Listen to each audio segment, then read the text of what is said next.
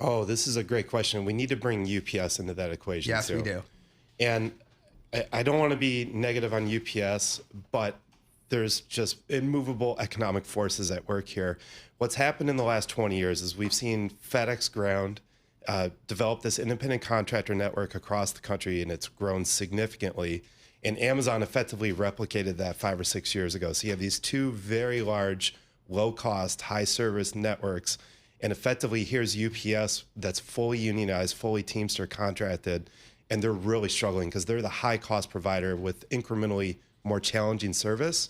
So the way we see this, and we saw this play out in the less than truckload sector, because there was a big competitor there, Yellow Roadway, which was unionized, and Old Dominion, which is one of the highest valued stocks in my sectors, really took a lot of share, and ultimately Yellow went out of business. So I'm really worried that this uncompetitive dynamic where UPS has a contract that the others don't, we see parcel shift going towards Amazon and FedEx long term. So what's the play on UPS? It's a dividend play, right? I mean, what else is there? I think they're yielding 6 or 6.5% right now, and I don't think they're going to cut the dividend anytime soon. But if you listen to UPS, Amazon is a 20% customer in their domestic U.S. network, and Amazon's shrinking that by half in the next 2 years. It's going to really hit in the back half of this year. And UPS has come out and said, look, we need to shrink our domestic network by 10%. That's going to be really challenging in these very time-definite pickup and delivery networks.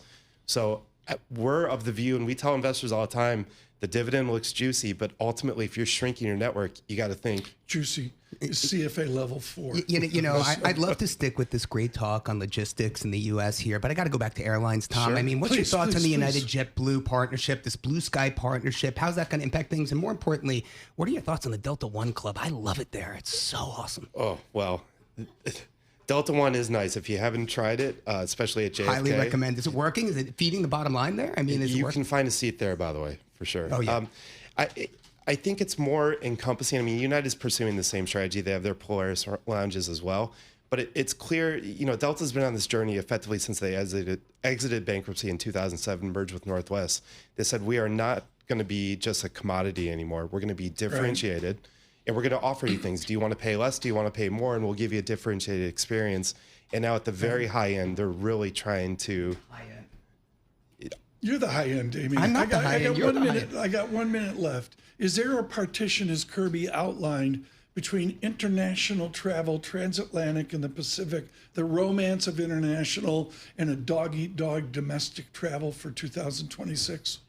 I think international is going to continue to pay dividends for Delta and United, to some extent American as well, just because we shrunk the wide-body fleet. These are the dual-aisle aircraft that can fly across the fewer ocean. seats. Yeah, we got rid of them during the pandemic. It's a 5% smaller fleet today, and everyone's going to Greece, France, Spain in the summertime. So this is going to keep paying dividends for them for sure. And are you seeing visitor numbers, tourist arrivals, all of that is going up from the U.S. abroad? Well, remember that the dollar was strong. So when we're like European visitors are down, it was just a function of FX. I know everyone wanted to say they hate Trump, whatever, but the reality was it's a simple FX equation. When the dollar is weak, then all of a sudden Europeans... Everyone comes in. That's Yeah, right. exactly.